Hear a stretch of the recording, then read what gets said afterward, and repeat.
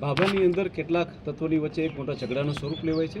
જે ભાભરના 3 રસ્તા છે તેની વચ્ચોવચ્ચ એ લોકોની વચ્ચે ઝઘડો અને મારામારીનો બનાવ બને છે. આ બાબતની જાણ થતાં તુરંત જ અમારી લોકલ પોલીસ તથા એલસીબી એસઓજીનો સ્ટાફ અને અમારા એએસપી જે છે એ ઘટના સ્થળે પહોંચી જાય છે. ઘટનાનું સ્વરૂપ લઈ અને ફરિયાદ દાખલ કરવામાં આવે છે અને ત્યારબાદ માત્ર થોડા કલાકોની અંદર જ 7 જેટલા આરોપીને અટક કરવામાં આવે છે. આ આખા બનાવની બાબતમાં જો વાત કરવામાં આવે તો તારીખ 30/4/2025ના રોજ સાંજે આશરે 6 કલાકે મુકેશભાઈ ઠાકોર નામના વ્યક્તિ પોતાનો છોટા હાથી ગાડી લઈને નીકળે છે.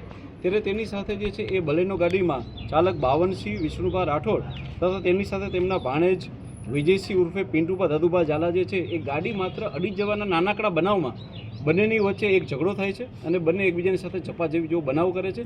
ત્યારબાદ બંને ઈસમો જે છે એ પોતાના પરિવારને અને તથા મિત્રોને ફોન કરીને બોલાવે છે કે અહીંયા મારે એક નાનો મોટો આવો ઝઘડો થયો છે અને ત્યારબાદ તેમના પરિવારજનો અને તેમના મિત્રો આવી અને એકબીજાની સામે વધારે મોટો ઝઘડો કરે છે અને ત્યારબાદ જે છે એ હોસ્પિટલની અંદર તે લોકોને દાખલ કરવામાં આવે છે.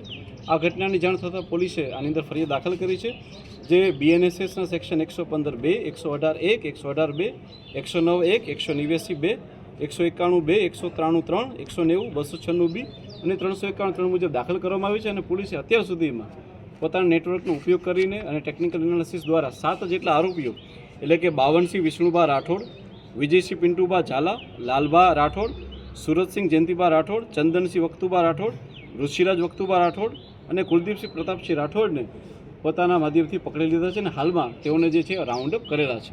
સર, આ ગુનાહિત ઇતિહાસ ધરાવે છે આરોપી કે પછી ફરિયાદી પક્ષમાં કેવો ઇતિહાસ?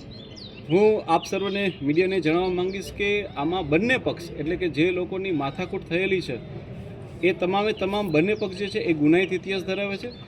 જે વ્યક્તિ જે છે એ મુકેશભાઈ સંગ્રામભાઈ ઠાકોર અને તેના પિતા જે છે સંગ્રામભાઈ ઠાકોર એ આની પહેલાં પણ અનેક આવા બોડી ઓફેન્સના ગુનાઓમાં આવેલા છે. સંગ્રામસિંહના જે દીકરાઓ છે એટલે કે નવગણ સંગ્રામજી ઠાકોર, મીઠાજી સંગ્રામજી ઠાકોર, વિક્રમજી સંગ્રામજી ઠાકોર એ જે છે આની પહેલાં પણ બોડી ઓફેન્સના ગુનામાં દાખલ થયેલા છે.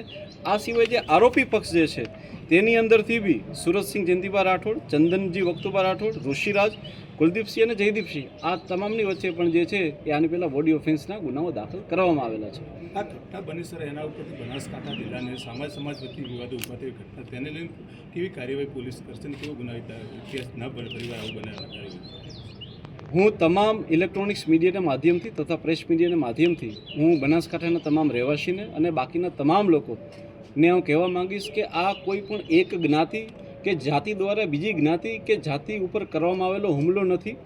જો આની અંદર ઊંડાણથી જોવામાં આવે તો ઝઘડો કરનાર બંને પક્ષો જે છે એ ગુનાહિત માનસિકતા ધરાવે છે. આની પહેલાં પણ એ લોકો બોડી ઓફેન્સમાં સામેલ છે. આ માત્ર ને માત્ર બે પરિવારોની વચ્ચે થયેલો ઝઘડો છે. નથી કોઈ દરબાર કમ્યુનિટી, કોઈ ઠાકર કમ્યુનિટી કે નથી કોઈ ઠાકર કમ્યુનિટી કોઈ દરબાર કમ્યુનિટીને મારેલા છે કે પર્ટિક્યુલર કોઈ જ્ઞાતિ જાતિ કે ધર્મના હોવાથી કોઈ લોકો એકબીજાને મારેલા નથી. આ માત્ર ને માત્ર એક સામાન્ય ગાડી અડી જવાથી માત્ર પોતાના ઈગો ઉપર લઈ અને બંને પક્ષ જે છે એ ગુનાહિત માનસિકતા ધરાવતા હોય તેમના દ્વારા એકબીજાની ઉપર હુમલો કરવામાં આવેલા છે. આની સાથે કોઈ પણ જ્ઞાતિ જાતિ કે ધર્મને કોઈ લેવા દેવા નથી. એટલે હું તમામ લોકોને અપીલ કરવા માંગીશ કે તમામ લોકો જે એ બિલકુલ શાંતિ જાળવશે અને જો એ લોકોને ક્યાંય કન્ફ્યુઝન હોય તો અમારા પોલીસનો કોન્ટેક્ટ કરશે, પરંતુ કોઈ પણ વ્યક્તિ કોઈ પણ જ્ઞાતિ કે જાતિની વિરુદ્ધ જે છે એ નિવેદનો, આવેદનો કે ત્યારબાદ જે છે એ સોશિયલ મીડિયા ઉપર ટીકા ટિપ્પણી ટાળશે. આ કોઈ પણ ધર્મ કે જાતિની વિરુદ્ધ કહેલું કોઈ કૃત્ય નથી. માત્ર ને માત્ર બે ગુનાહિત માનસિકતા ધરાવતા પરિવારો વચ્ચે થયેલો ઝઘડો છે. Thank you.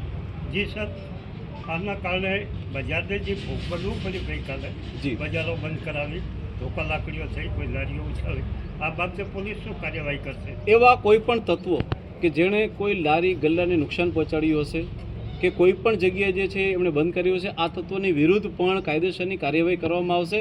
અને આની અંદર પણ જે તત્વો હશે એ કોઈ પણ જ્ઞાતિ જાતિના હશે. હું તમારા મીડિયાના માધ્યમથી જણાવવા માંગીશ કે આવા અપરાધીઓને કોઈ જ્ઞાતિ નથી હોતી, કોઈ જાતિ નથી હોતી, કોઈ ધર્મ નથી હોતો. આમનો માત્ર એક જ હોય છે ને તે છે તેમનો અપરાધીઓ.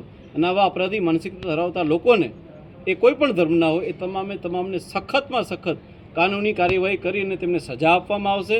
અને જે રીતે એમનું કોઈ પણ એમનું ઘર કે એમનો મહોલ્લો કે એમની દુકાનો જો એન્ક્રોચમેન્ટમાં હશે તો પોલીસ એની ઉપર 100% કડક કાયદેસરની કાર્યવાહી પણ કરશે.